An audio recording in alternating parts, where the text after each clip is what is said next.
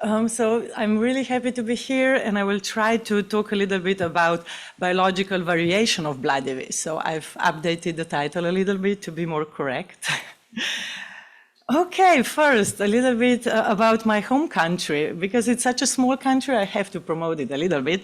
And you can see it on the map. It's in the South Central Europe. And you can see that there is a lot of beautiful nature and beautiful sites to visit. But we also have a very enthusiastic and active network of Slovenian EV researchers. And if you're interested, please check here. But now to the important topic, to the biological variation. So this is a phenomenon where variability of laboratory tests results within a person or between individuals. And if we take a very simple example of, let's say, human height, you can see that in this left picture, you can see that during our lifetime, our height changes. So we could say that there is a random variation or there is a variation around a subject mean, around this homeostatic set point for each individual. But then if we compare these individuals' homeostatic set points in a larger population or cohort, then you can discuss, or you're actually looking at the inter-individual biological variation. And in here, there is a simple graph that represents the resolution or the distribution of heights of working females in Europe. And you can see that they are separated by sex. So females are smaller, have sizes from, let's say, 150 to 175, while males are larger. So we are here comparing different homeostatic set points. And how do we describe this mathematically? So we can express it as coefficient of variation, which is a simple calculation. So standard, it's a ratio between standard deviation and sample mean, and multiplied by 100 so that we get percentages. And if we have this normal distribution, this means that inside standard deviation around mean, there is 68% of all data would fall in this region. So we then also talk about individual coefficient of variation, and as I mentioned before, group coefficient of variation. There is a simple example presented here where we have three people who each of them have different, you can see, let's say for the orange one, there is a huge or at least larger coefficient of variation, and we can compare those and also calculate the group coefficient of variation. So for the biological variation, so for the blood parameters, you can appreciate from this diagram that this biological variation is inherent to those parameters. If we just look at a few examples, so for the glucose, fasting glucose, you can see that there is a range of possible or let's say the reference range of possible concentrations from a little bit below 4 to up to 6 millimole per liter. And then for the hemoglobin, again, you can see that this is dependent on sex. So females have lower hemoglobin reference ranges compared to the male hemoglobin levels. And this is known for the blood parameters, but for the extracellular vesicles, this is mostly unexplored, so there is almost, I would say, no literature on that. And why is it even important to understand better about this biological variation? Of course, first thing is we want to understand biology of circulating EVs better. So this is the fundamental knowledge that we want to increase. But then it's also important to define reference ranges for these EVs in normal or healthy population, so that it's much easier to detect what is significantly different in disease. And of course, it's also important to understand the sources of this variability so that we can account for that when we are building patient cohorts, and of course that we can also account for that in EV reference ranges. So our study will try to be the first attempt to evaluate those biological variation in circulating EVs. And I will just briefly introduce the cohort characteristics. So to that end, we enrolled 208 blood donors, and they had no known health issues or disease or infections, and also they didn't take any medication. So even if they only took hormonal therapy, they were excluded from the cohort. And then we collected demographic, clinical, and laboratory data. All were from South Slavic ethnicity, so Slovenians, from 18 to 65 years in age, and half were females and half were males. And then we collected general health data, body mass index, blood pressure, heart rate, smoking status. Okay, I'm not going to read all of this, but you see that we've tried to take a lot of information, and also laboratory data. So we've performed complete blood counts, hemoglobin levels, lipoproteins, then CRP levels, and insulin levels. And it's difficult to say this. I know that we could discuss this for the whole day, what is healthy, but for us, they all had all of the ranges, all of the parameters were in the reference ranges for that parameter, or were at least typical for Slovenian population. And that's why for us this was a healthy population. And then we collected blood samples from them and processed plasma.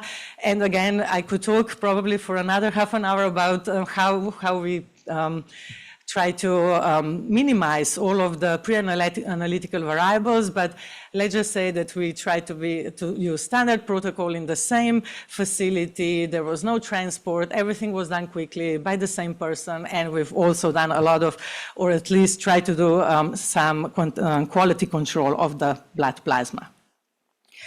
And now to the study. So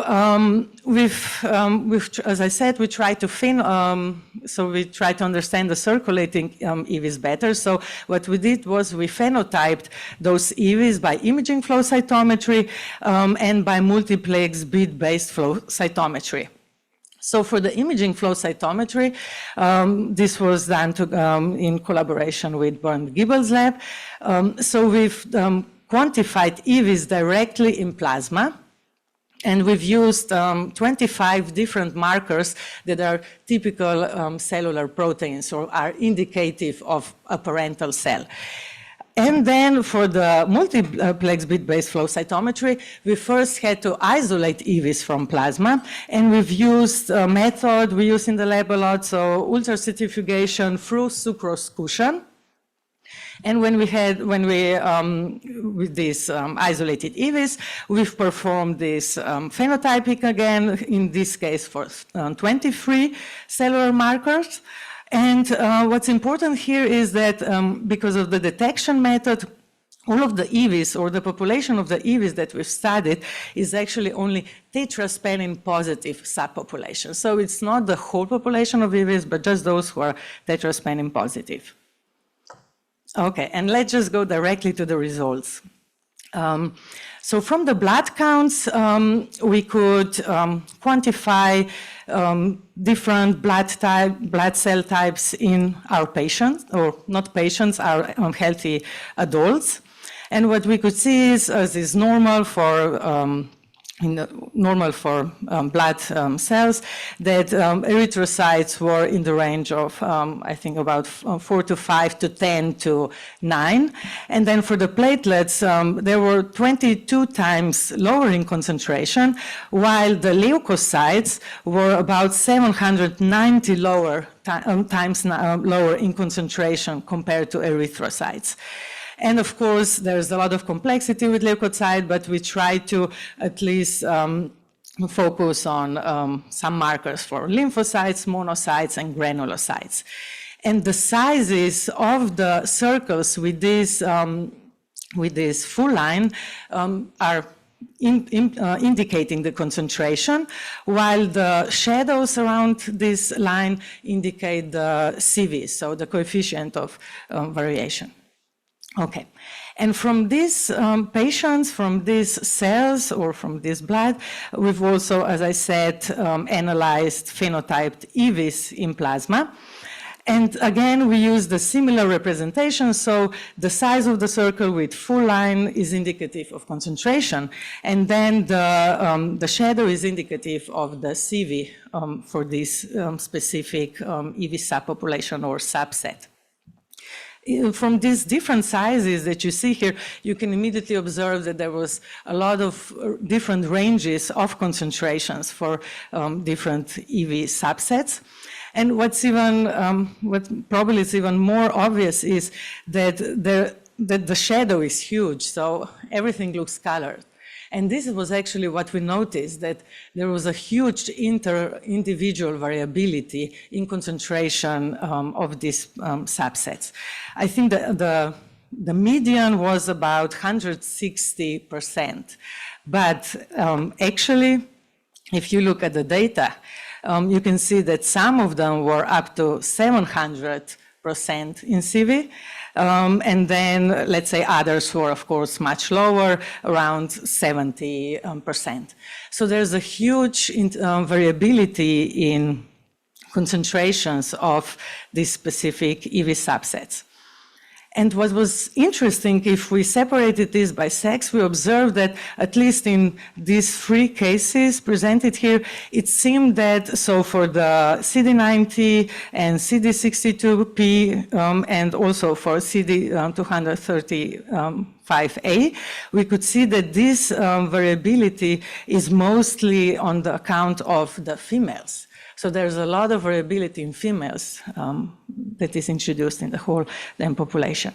And of course, we were interested to learn more, so we've done complex association analysis, trying to understand what are the major sources of this biological variation. And first observation was that there's no global effect. So it's not that one subject's parameter would affect the whole population of EVs in blood. But we could, so there was no global influence, and this is presented here in this principal component analysis, where with the input data were all of these different concentrations of EVs subset that we measured. And we could see that the population looks quite compact, so we couldn't see that there is something that would separate a population in two cohorts. And if we just colored this in different ways, so in this graph we colored this based on sex, you could also see, yes, everything is mixed. There's no real distinction based on sex. But importantly, we could see that sex did influence some of the EV subsets. So in this case, we could see that PAC1 positive EVs concentrations were higher in females compared to males. And this was not due to also changes in platelet concentrations or activation or something like that in females compared to males. So this seems specific just for EVs. And we've done similar stuff for menopausal status, and again, no global influence, but we could see that some leukocyte EV subsets were influenced by that. And in this case, you can see that postmenopausal women have lower concentration of CD60B positive EVs or CD100 positive EVs or CD152 positive EVs. So lower concentration in postmenopausal women. And actually, these were more similar concentrations to what we observe in men. So it seems that hormones, of course, have important effect. And again, we couldn't see the same thing for the whole blood count, in the whole blood count. So it seems it's not related just to more or less cells. And for smoking, we could see that smoking decreases CD235A positive EVs that are typical of erythrocytes. Again, this is not due to erythrocyte changes in concentration or hemolysis. So it does seem that there is some specific influence of these different subject parameters on specific EV subpopulations. And then, of course, we were also interested in these tetraspanin positive EVs. Just to remind you that here this phenotyping was done on isolated EVs that are positive for one of the 3 tetraspanins. And because there is no erythrocyte positive marker included in the assay, we couldn't show this data. And what we could see in this case was that, because here, of course, this is a semi-quantitative method, and what you actually do is measure or at least kind of understand what is the expression level of certain protein on the surface of this isolated tetraspanin positive population. And we could see that there's the highest expression, if we just look at the quantification, the highest expression level was found for the platelet specific markers, and it seems that these tetraspanin positive EVs are mostly from platelets, but there were also, of course, we could detect some from leukocytes and also from endothelial cells. And you can already see here that the shading is much thinner. So in this case, the coefficient of variation, so this biological variability, was smaller compared to what we've observed from the previous direct detection of EV subsets in plasma. And it was, the median was about 60% compared to 160 before. Yes, and of course there's still differences, so you can see that there's this CD62 positive EVs or expression has much higher higher CV compared to, let's say, CD9 or CD63 tetraspanins, or let's say even for the endothelial cell EVs have much lower CV. Okay. And when we've tried to understand the influence, what was the source of this biological variation, again, no global influence, but we could detect some specific influences of, let's say, age, and you will see later also sex on endothelial EVs. So if we look at CD105 positive, CD105 expression on these tetraspanin positive EVs, we could see that there is a difference between age groups. And this was similar to CD146 expression levels. Again, we could see difference between age groups, that there is significant difference. And this difference in expression was higher if we only focused on males. So this was even more significant in between the groups, the change. Okay, for the smoking, it actually affected several of the expression levels of different markers on tetraspanin positive EVs. So for the let's say those who are more connected to platelets, we could observe that there is an increase in expression level of CD63, of 41B, of CD62P, and then also CD9. So those 2 tetraspanins are more connected to the platelet EVs. But on the other hand, if you looked for the leukocyte EVs, we could see a decrease in concentration dependent on smoking in CD8 expression levels and in CD14 expression levels. So there is a complexity in response to the smoking in the circulating EVs. Okay.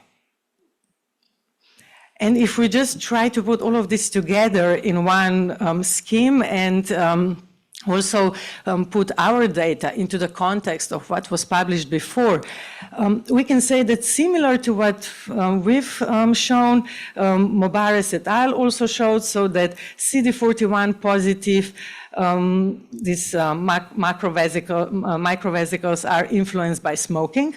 And I should maybe point out that we've actually looked mostly at smaller EVs, and that other studies mostly looked at these larger EVs with flow cytometry.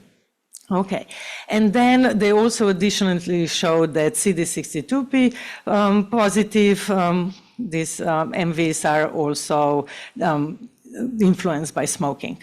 And then similar to what we've done is that CD9 levels on tetraspanin positive EVs are dependent on smoking status. And then another study showed that, similar to ours, that CD105 positive MVs are influenced by age, and they also showed additionally by menopausal status. But there were also other studies showing that CD42A positive MVs their concentrations are larger in females, or that, let's say, CD235A positive EVs, so these erythrocyte EVs, are influenced by menopause and age, and that another study showed that CD41 positive MVs are influenced by age and smoking, and another one talked about CD62E positive EVs in females, and how, again, sex is the source of variation in this concentration. So there seems to be some smaller, let's say, we are trying to build this knowledge. It seems to be we are getting slowly somewhere, and that mostly everyone showed that this influence is specific and it's not global. So we have to have a big coffee ready, because we still have a lot to do to understand this better. So of course, we didn't even touch on the intra-individual variation of circulating EVs. And we also we don't understand effects of disease of individual circulating EVs on this biological variation, or all of this needs to be studied further. And of course, also the sources of biological variability need to be studied. So nothing is known now connected to genetics, which is probably one of the most important influencers, and we don't understand it yet. And there, of course, in the end, only one study. I was getting worried when Ring presented his data, so please believe our data. So this is not only lipoproteins, but I think he got a really important point through that we have to then do inter-laboratory studies and trying to understand our data even better. So, and also use orthogonal methods. So I think he made a very important point. And in the end, it's also important to understand, is it for EVs, will we be able to do population reference ranges, or will the personalized reference ranges be much more appropriate? Because as you've seen, if the population range is very wide, and even if your, let's say, individual reference range is very small, even though there is a disease present and there is a difference that is actually showing that there is a pathology going on. If we use population reference ranges, this is then hidden in the whole interval, if it's too big. So maybe for the EVs, individual reference ranges will be much more appropriate, but we don't understand this at all. So this is something that we need to study further. And in the end, just to acknowledge everyone that is here on the slide, especially Maria and Ivica, who are really instrumental in this study. So I'm happy to answer any questions you have. Thank you. Sarah has a question. So we only have 1 or 2 minutes for questions and answers. So, can you use the microphone, please? It's coming. Wait. Only 1 minute anymore. So excellent. I loved your presentation. Good that you mentioned the genetics behind. Coming from the blood service, we know that the very, very fixed and traditional measure that we do hemoglobin from the donator, that is it allowed to donate blood or not, is still like in evolution at the moment. So we are doing this individual evaluation currently, and that we know that the people has really different kind of recovery time. And we know that depending on the measuring winter time in Finland, or summer time in Finland, or morning time in Finland, or maybe somewhere else, and evening time, afternoon donors, that really has an impact even to the hemoglobin amount detected.